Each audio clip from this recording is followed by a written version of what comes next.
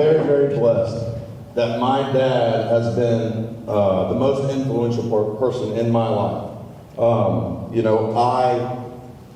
was shown what it looks like to live a life devoted to the Lord, how to serve others and put your family first, and he certainly taught me to be a man.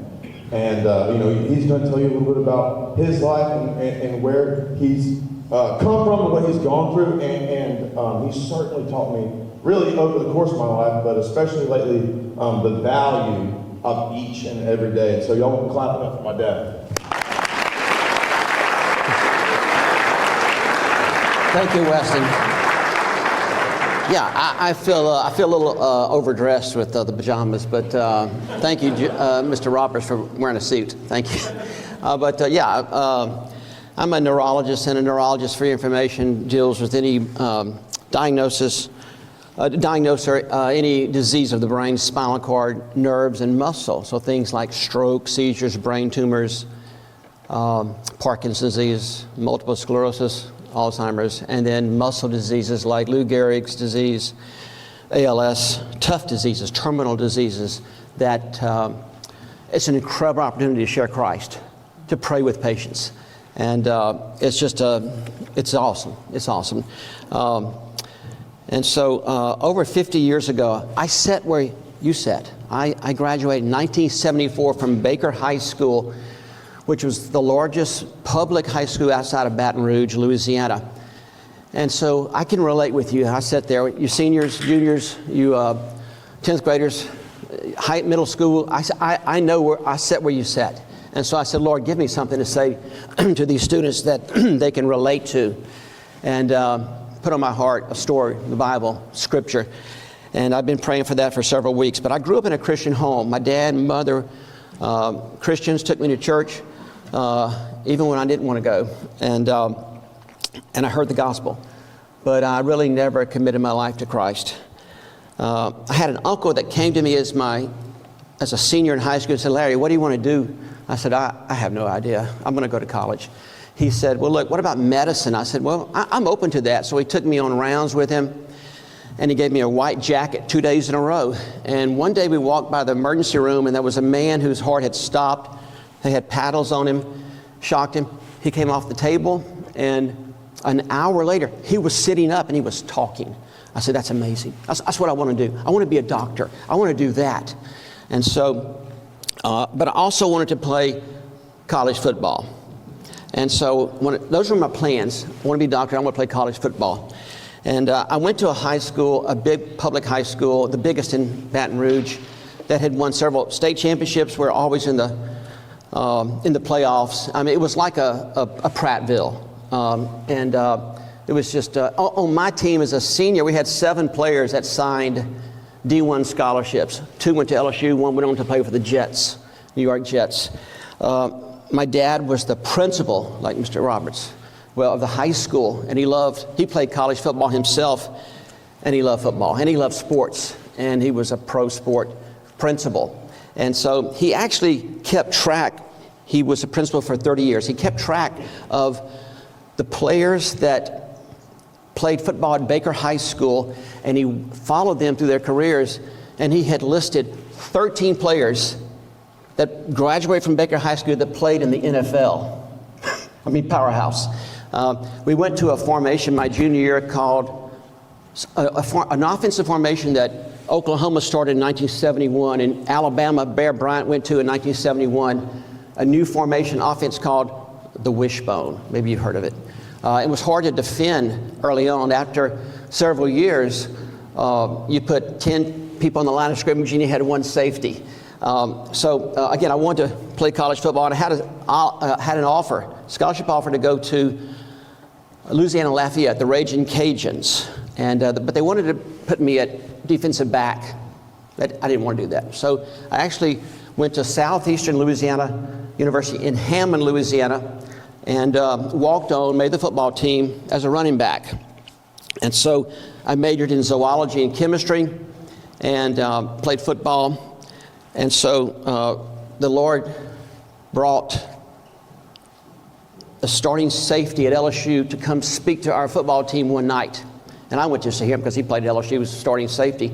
And he said, folks, let me tell you, football is fleeting. It's temporary. He said that over and over. He said, you're an injury away, or one day football is going to end. The only thing that matters is a relationship with Jesus Christ, because that's forever. That's for eternity. And I'm like, wait a second. You play for LSU. You're a start. And but he said, it's fleeting, it's temporary, it's over with. So that night, as a 20-year-old, I went out that night and asked Jesus to come into my life and to save me and to give me direction, because I really needed direction. I wanted to be a doc, and I wanted to play football, but I needed direction, where to go. And so I asked Jesus to come into my life and to save me. And he gave me a verse, Proverbs 16:9, that says, man makes his plans, but only God can direct his path. I needed direction. I had plans, but I needed direction. And he directed my life from that point on. I was baptized after that. But he directed me to New Orleans. I finished up at Tulane and then went to Baltimore, Maryland. And then from there to UAB, where I did my neurology residency from 1985 to 1988. I spent, like Mr. Roberts said, I spent 12 years after high school to be a neurologist. 12 years, a lot of education, a lot of school. But the Lord directed me that whole time. And so I went to Tuscaloosa for a year and then came here 36 years ago. And right before I started working, I went to a local church here and I saw this beautiful lady. And 6 months later, we were married, my wife Jennifer, and godly lady. And then the Lord, again, directed my life here 36 years ago. And then he gave us 4 children, 3 daughters and 1 son, Weston, and just blessed. And then things were cooking along great until 2 years ago, or 20 months ago, and my world changed. I had several seizures and was brought to the emergency room, and they did a scan of my brain, and they saw a baseball-sized tumor in my temporal lobe. And they put me in an ambulance, and I went to UAB, and 2 days later, I had my temporal lobe removed. That was my, I don't want to be gory here, that was my scar. It's 36 metal sutures sewed my skull back.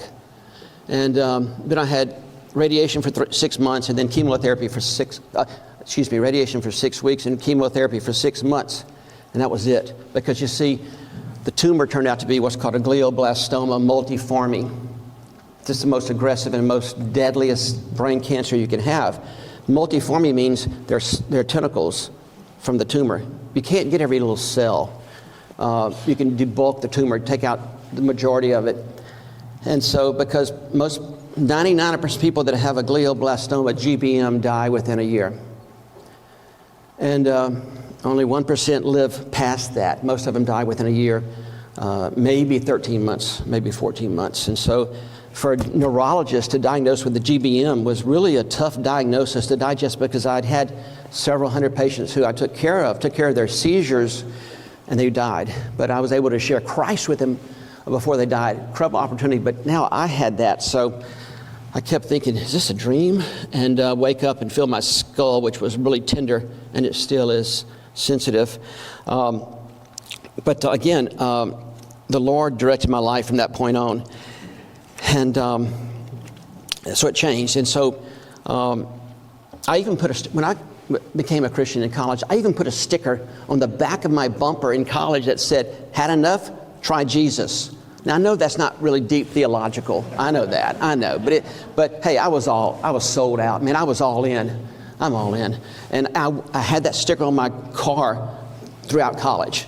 But again, my prayer going through all those places, 12 years, was, Lord, please open the right doors and close the wrong doors. I need you. I had plans, but I needed direction.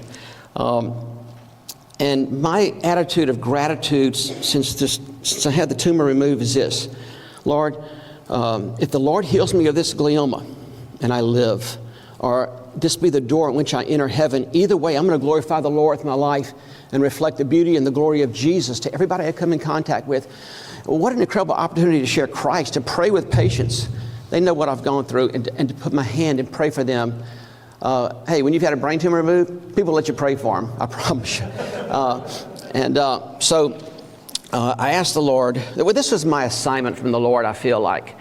And so I asked the Lord, give me something to say to these students today that they can relate to. And ask Him, pray for it every day, and give me something to say.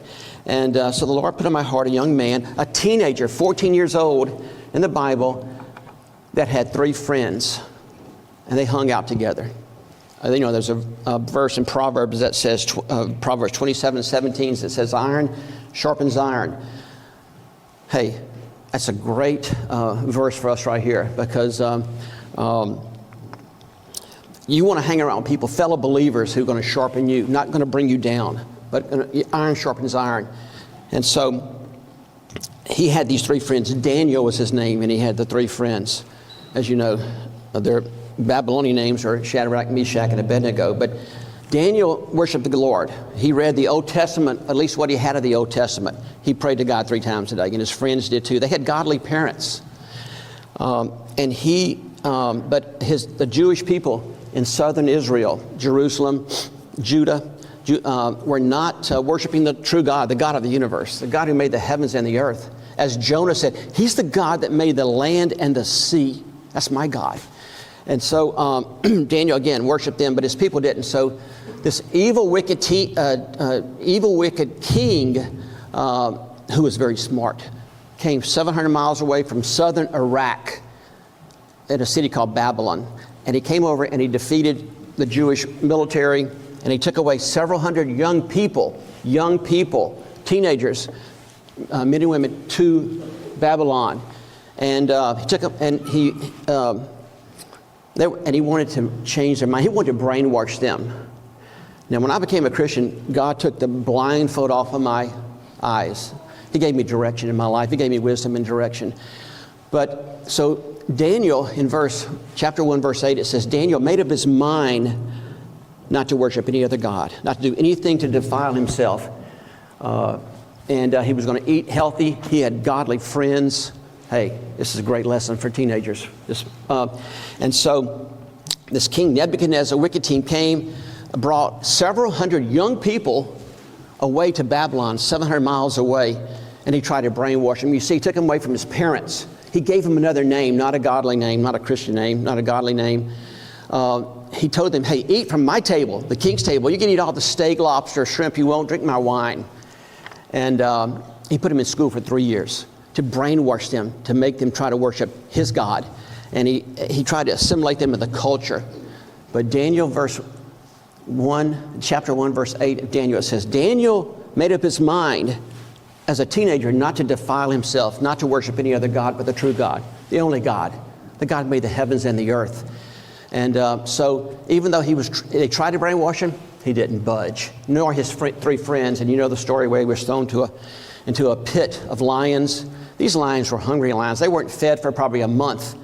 And amazing, Daniel, it says that when he was thrown in, God sent an angel to close their mouths. And Daniel may have gone around, petted the lions. They didn't touch him. And angel secured him. When he got out, the king Nebuchadnezzar said, did your God really, are you saved? Are you alive? And he said, look, there's a God in heaven. He says this multiple times in Daniel. There's a God in heaven who is all-powerful king, O king, and all-knowing, knowledgeable. And because he worshiped the true God and didn't go along, it wasn't brainwashed, wasn't blindfolded, it said in Daniel that God blessed Daniel and his 3 friends to the point he had favor on them. They were 10 times smarter, more intelligent than all the wise men of Babylon, all the astrologers. They were 10 times smarter. And Daniel, because he stuck to the Lord and he committed his life to the Lord, served under 3 kings, Nebuchadnezzar, King Darius, and Cyrus. And so he worked in the government for 70 years or so. Just as a teenager, he made up his mind he wasn't going to defile himself. He said, just give me vegetables and water, and I don't want to eat steak. I don't want the lobster. I don't want the shrimp. I'm not going to drink their wine. And God blessed him. Now, I've had, let me tell you, you're in a Christian school, and 20 years from now, you're going to be thankful you went to a Christian school. I went to a public high school. By law, you couldn't pray in the classroom. You couldn't pray over the intercom. couldn't share your faith. Teachers, we had some Christian teachers, but they couldn't say anything about Christ in the classroom. My dad was a principal, and he was able to sneak in a prayer before every football game, brief prayer, and he was able to do that. Again, when I was in high school, my idol was sports. I mean, I played football, I wrestled, I was a catcher in baseball, and I threw the javelin in track. That was my guide, my idol. And then when I went again and heard the gospel from an LSU starting safety, hey, God saved me. And so thankful for that. But I've met these men, Mr. Roberts and Mr. Greg Glenn, and I've had lunch with them, played golf with Mr. Greg Glenn. Godly men. You're fortunate, you're blessed to have godly men. And I've met a lot of coaches, and I met some teachers at the golf tournament. And you're so blessed, again, to have godly men and women. You see, they've chosen, teachers, these administrators, coaches, they've chosen to invest in you children, because everybody knows the youth of today, hey, you're the future of this city, of this state, of our nation in the future. So, hey, invest godly education in young people. Just like Nebuchadnezzar brought young people over to Babylon, 700 miles away. He was smart. He wanted to influence young people. And you young people, you're going to be influenced, but you want to be influenced by godly teachers. And 87 times in the Bible it says that God will direct your life. And that's my message to you. God will direct your life, but he says it if you trust in him. Proverbs 3, 5, and 6 says, trust in the Lord with all your heart. Lean not unto your understanding. In all your ways acknowledge him, and he'll direct your life. Boy, I needed direction. I needed direction as a freshman in college. And God directed my life. He gave me purpose. And I know some of you are saying, why am I here maybe? What's my purpose? What am I going to do when I get out of here? Marriage. God directed my life. And again, gave me wisdom. So again, the size of the universe, do you realize how large the universe is? Does anybody know how fast light travels? How many miles an hour? 186 miles per hour. That means if I could fly, or I got on a spaceship, I could get to the moon in 1.5 seconds, the sun in 3 minutes, Jupiter in 30 minutes. If I flew from one end of our universe to the other end of our universe, the Milky Way galaxy, that would take me 100,000 years. I would see billions of stars, and I would pass billions of galaxies. The God of the universe. In fact, John 1:1 says, in the beginning was God, was the Word was with God, and the Word was God. All things came into being because of him. He created all this, says Jesus said in John 1:1. The babe in the manger we celebrated, his birth several weeks ago, created the universe. The babe in the manger created the universe. What a God we serve. It's the only God to serve. Daniel knew it. I knew it. And I know most of you knew it. Faculty knows it. God of the universe. Unbelievably awesome. When I was in high school, again, we went to the Wishbone my junior year. I was a top running back in the 9th grade and the 10th grade. And then we go to the Wishbone my junior year in 1973. Well, in 71, again, Oklahoma and Alabama went to the Wishbone. And so in 73, we went to the Wishbone too, and I was the fullback, which means you're going to be pounded on, man. You're going to get hit every time. In fact, the quarterback would read the defensive end or the defensive tackle who was unblocked. And if that tackler end went after the fullback, he held. The quarterback kept the ball back and he pitched. And our whole backfield, again, we're a powerhouse school. Our backfield all got a letter from Oklahoma that said, hey, we're watching you. Not that we could play for Oklahoma, but because we'd gone to the Wishbone and ran it for 1 year. And next year, we didn't have a quarterback that could do that. And we went to an I formation. I was a blocking fullback. But again, I want to do two things. Man makes his plans, but God will direct your path if you trust in him. I want to just encourage you to trust in the Lord. for your life. You young people, look, you're our future. The adults here, they know that. The future of the city, of the state, of this nation depends on the youth of today, like Nebuchadnezzar did. He knew that. And so they're putting a godly education into you young people to help us and to take care of us when we get older. I'll be 70 this year. I'm so thankful. Every day to me is a gift because I should be dead. I should have died already from this glioblastoma. But every day is a gift. I'm so thankful every day that I can get up and can move my face. I can talk. I can move my left side and I can walk. And I can go to work. And just so thankful, Lord. Thank you for letting me, I say it hundreds of times a day, Lord, thank you for letting me live. And my prayer is real simple. It says, Lord, please let me live. Let me live, please, Lord. That's my prayer, simple. And God has directed my life. And again, you're going to learn in this school, you're going to learn history, math, civics, geography, English. You're going to learn sports. But you're going to learn it through the lens of Christianity. Wow. Don't take that for granted. I wish I had that in high school. I went to a public high school. And a dangerous place to really be because they try to brainwash you there as well. But don't take this for granted. And again, thank you for letting me come talk with you today. So my message to you is, hey, if you don't know Christ as your Savior, you need to make Him your Savior.